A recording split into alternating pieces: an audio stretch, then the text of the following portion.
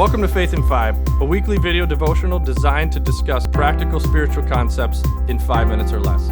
I'm your host, Mark Vandella.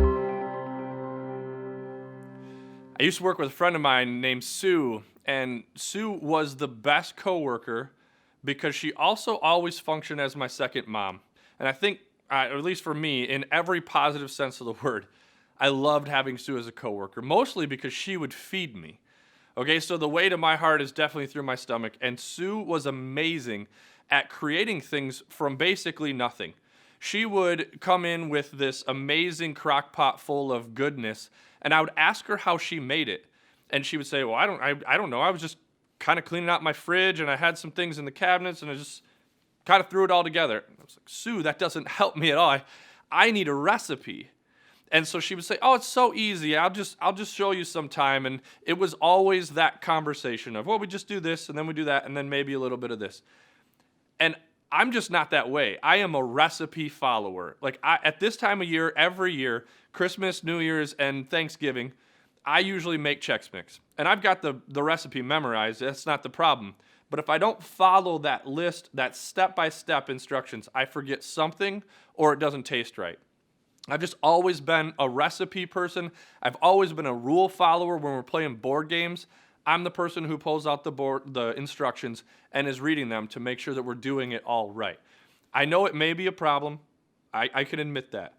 But when it comes to life, I think the recipe makes a ton of sense. Like, this is a time of year, it's New Year's, right? So we're all setting or at least considering resolutions. And so this year I want to consider setting resolutions that are more like goals that you have a recipe to accomplish. Okay, Michael Hyatt is a blogger, author, and a Twitter phenom. He has this concept called the 5 days to the best year ever, and it's all based on goal setting. He believes that every year can be the best year ever if you set goals rather than resolutions. And honestly, I think it's biblical. See, there's a spot in the Bible in Luke 14 when Jesus is telling a story or talking to a group of people, and he says, before you choose to follow me, consider the cost. He says, don't just enter into this like it's no big deal. Consider the cost of what it would take. And he gives two examples of how to do that. He says, one, think through a builder, right? A builder does not start a project without knowing that he has enough finances to finish that project. He even says, this guy looks like a fool if you start the project. We've all seen the half-built house, right? If you start a project and you can't finish it. He says, no builder would do that. And then he says, what about a king? A king who's about to go into battle. That king is going to consider the cost, why am I entering into this? And then he's going to consider his resources and figure out, do I have what it takes to accomplish the goal that I'm trying to accomplish? And so this year, instead of setting just New Year's resolutions, and the word resolve is kind of in there, right? That I just believe that I have enough willpower and enough resolve to accomplish these New Year's resolutions. This year, consider setting goals. Consider the cost, like Jesus says. What am I trying to accomplish and why? Those are the two things that you should ask yourself when putting together the recipe for your New Year's resolutions this year. Let's just say we want to lose weight. Okay, that's pretty common.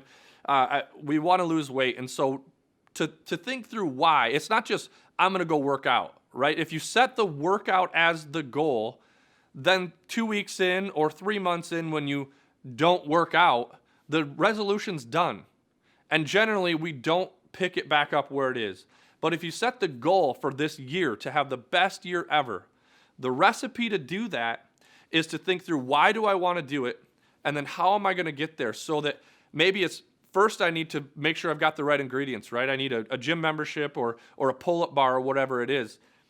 And then I'm going to go make that happen. And that's part of the goal. So that January 1, I may not have worked out, but I'm moving towards my goal.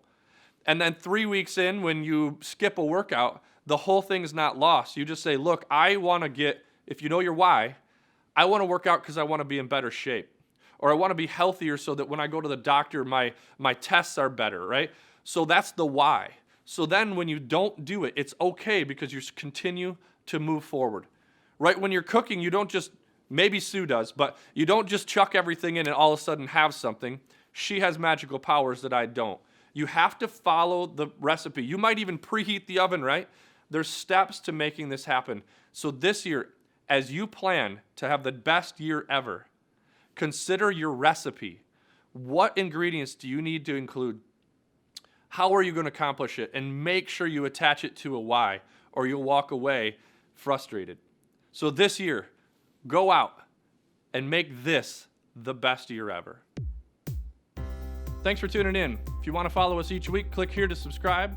And if you want to take it a little bit further, click here for discussion materials.